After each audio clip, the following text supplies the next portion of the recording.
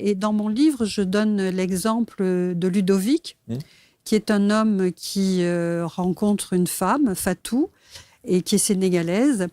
Et son père lui dit non, moi, pas de noir chez moi, c'est comme ça.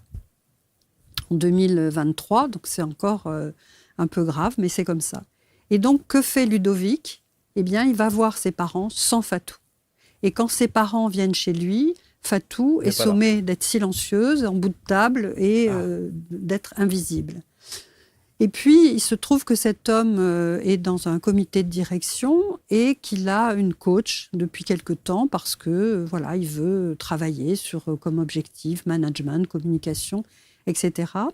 Et puis, un jour, il doit présenter son plan stratégique à son PDG. Et donc, il arrive au COMEX avec sa présentation PowerPoint. Et au deuxième slide, son PDG lui dit « Non, mais ça, tu me l'as déjà raconté, là, ça me va pas du tout, stop ». Et donc, il arrête. Et pendant son coaching, sa coach lui dit mais quand même, vous êtes soumis à cette autorité alors que votre plan stratégique était nouveau, vous avez accepté qu'on vous empêche de parler, mais qui dans votre vie a un pouvoir comme ça sur vous ? Et là, il dit mon père.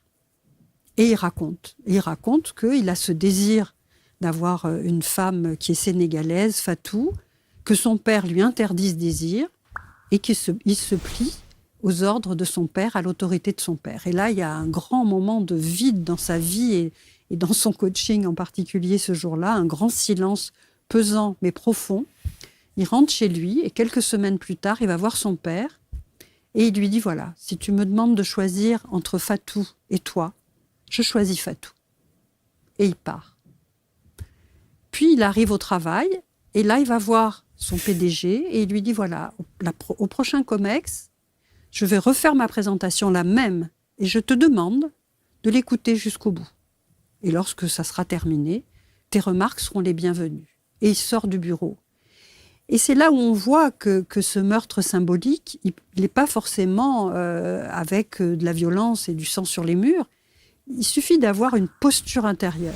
Et tout d'un coup, d'être dans la dignité, le courage, la sérénité, et d'habiter sa parole. Et voilà. Et donc, effectivement, son père a fini par venir chez lui et accepter cette femme. Et son PDG a écouté ce qu'il avait à dire et a laissé se dérouler son plan stratégique jusqu'au bout.